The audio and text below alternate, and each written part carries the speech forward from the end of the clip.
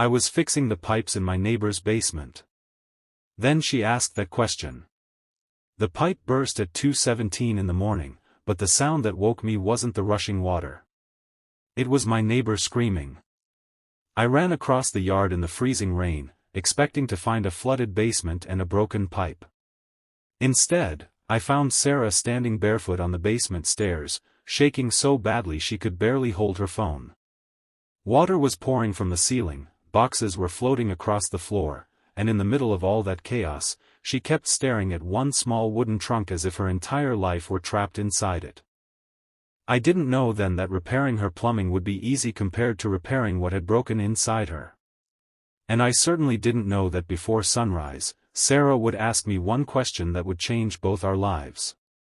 If you believe kindness can give people a second chance, please take a moment to like this video, share it with someone who needs hope, leave a comment, and subscribe to the channel.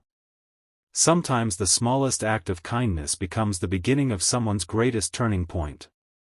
My name is Daniel, and at the time, I wasn't exactly living the kind of life where I felt qualified to save anybody. I was 38, divorced, living alone in a small rented house, and working as a maintenance technician for an apartment company across town.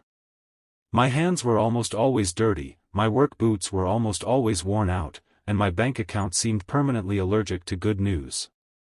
3 years earlier, my marriage had ended after a long period of arguments and silence. I had spent months blaming myself, then months blaming my former wife, until eventually I realized that blame didn't repair anything. It just kept you standing in the same broken room. So I worked. I fixed leaking faucets, broken heaters, clogged drains, cracked walls, and whatever else people didn't want to deal with. There was something comforting about repairing things. A pipe either leaked or it didn't. A valve either worked or it didn't.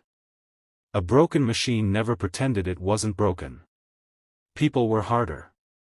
Sarah had moved into the house next door about 6 months earlier.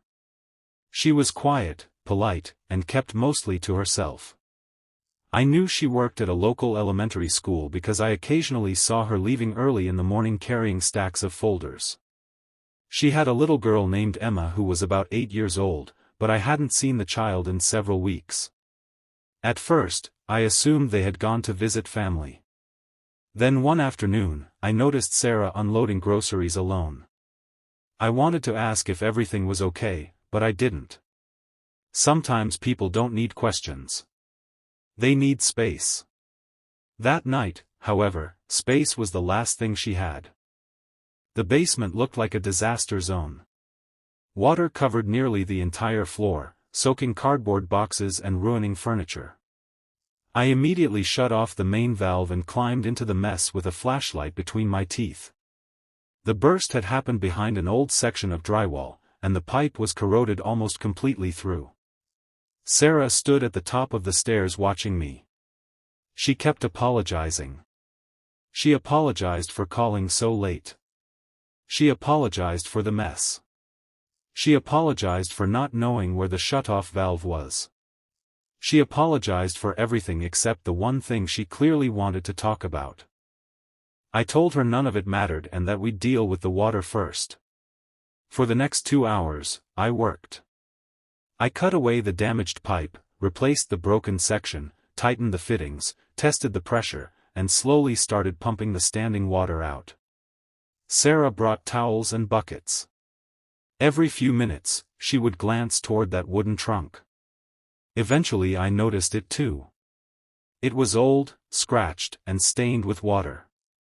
A brass lock hung from the front, but the lid was slightly open. I asked if she wanted me to move it somewhere dry. She froze. Then she said no. There was something in her expression that made me stop asking questions. Instead, I carried the trunk upstairs myself and left it near the front door.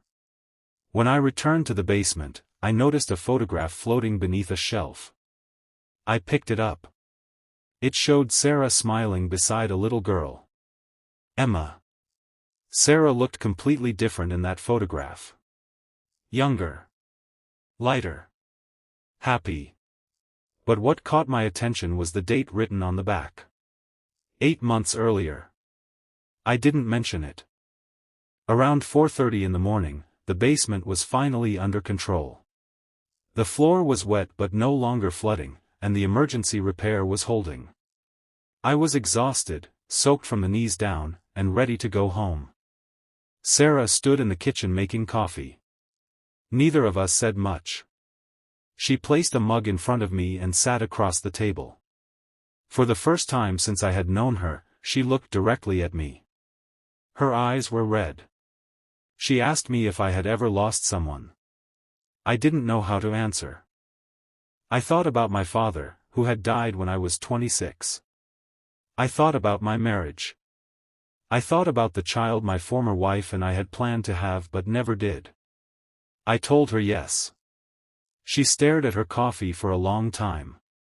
Then she asked if I had ever felt guilty for being the person who survived. That question hit me harder than any wrench ever had. I didn't know about Emma. Not yet. Sarah finally told me the truth. 8 months earlier, she had taken Emma to a lake for a weekend. It was supposed to be a simple mother-daughter trip. Emma had been excited for weeks. She loved the water, loved collecting smooth stones, loved sleeping in unfamiliar places because she said every new room had a different dream inside it. On the second afternoon, Emma had slipped away from the picnic area. Sarah found her near the water. There had been an accident. The details didn't matter as much as what came afterward. Emma didn't survive. Sarah had been living inside that moment ever since. She hadn't returned to work for months. She had barely spoken to anyone. She couldn't bring herself to pack Emma's room, so she simply closed the door. She couldn't look at photographs without feeling like she was drowning. She couldn't walk past the lake without hearing her daughter's laughter. And the wooden trunk downstairs contained Emma's belongings. Letters. Photographs. A pink sweater. A collection of stones. A birthday card Sarah had bought for her but never got to give her. She had planned to take everything out of the trunk that weekend. She said she had finally decided it was time. Then the pipe burst. She laughed bitterly and said maybe even the house was trying to tell her she wasn't ready. I told her I didn't think that was true. I told her maybe the house hadn't ruined her memories. Maybe it had forced them into the light. She looked at me for a long moment. Then she asked the question. She asked whether I thought a person could ever learn to live again after losing the person they loved most. I didn't give her some perfect answer. I told her I didn't know. But I told her something else. I said that sometimes surviving wasn't about forgetting the person you lost. Sometimes surviving meant carrying their love forward until it became something you could give to somebody else. Sarah began crying. Not quietly. Not politely. She cried the way people cry when they've been holding everything inside for too long. I stayed. I didn't touch her. I didn't tell her everything would be okay. I simply stayed. That was the first time I understood that kindness wasn't always about fixing something. Sometimes kindness meant refusing to leave someone alone in the middle of their pain. The next morning, I went home. But I couldn't stop thinking about the trunk. Or Emma. Or Sarah's question. 2 days later, I saw Sarah standing outside the school with a box of children's books. She was staring at the entrance. She had returned to work. I congratulated her. She smiled, but her eyes filled with tears. She told me she had decided she couldn't teach the way she used to anymore. Every child's laugh reminded her of Emma. Every empty desk felt like a warning. But she had also realized something. Emma had loved school. Emma had loved stories. And if Sarah stopped giving those things to children because she was afraid of remembering her daughter, then grief would have taken more than Emma. It would have taken the rest of her life too. So she went back. Not because she was healed. Because she wasn't. She went back because she wanted to live with the pain instead of letting the pain decide whether she deserved a life. Weeks passed. I started helping her with little things around the house. A broken cabinet hinge. A loose railing. A leaking kitchen faucet. None of it was necessary. But I kept finding reasons to stop by. And slowly, Sarah started finding reasons to smile. One Saturday morning, she knocked on my door carrying the wooden trunk. She asked me to help her carry it into the backyard. We sat beneath an old maple tree. She opened it. Inside were the pieces of a little girl's life. A red scarf. A stuffed rabbit. Photographs. Drawings. Smooth stones. And dozens of handwritten notes. Sarah read some of them aloud. One said that Emma wanted to become a teacher. Another said she wanted to build a house with a purple door. Another said she hoped her mother would never stop laughing. Sarah couldn't finish that one. She handed it to me. I read it silently. Then I realized something. Emma had written it before she died. And Sarah had spent 8 months believing that laughing again would somehow betray her daughter. I told her that maybe the opposite was true. Maybe laughing was the one thing Emma had asked her to keep. Sarah looked at me. Then she laughed. A tiny laugh. Broken. Uncertain. But real. Months later, Sarah started a small reading program at the elementary school in Emma's memory. She called it Emma's Little Library. Parents donated books. Teachers donated shelves. Children brought in their favorite stories. I built the shelves. Sarah painted them herself.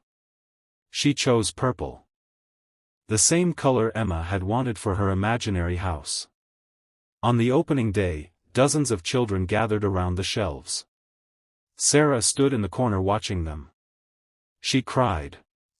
But this time, she wasn't drowning. She was remembering. And I realized that grief doesn't always disappear. Sometimes it changes shape. Sometimes it becomes a library. Sometimes it becomes a shelf full of children's books. Sometimes it becomes a reason to keep going. A year after the night of the broken pipe, Sarah and I stood beneath the same maple tree. She looked at me and smiled. She said she used to think that night had been the worst night of her life. Now she wasn't sure. Because without that broken pipe, she might never have opened the trunk. She might never have returned to school. She might never have built the library. And I might never have understood that my own life wasn't as empty as I thought it was. I had spent years believing my purpose was to repair broken things. But Sarah taught me something I had never learned from plumbing manuals or toolboxes. Some things aren't repaired. They are carried. Some wounds don't disappear. They become part of who we are. And sometimes the person who saves you isn't the person who has all the answers.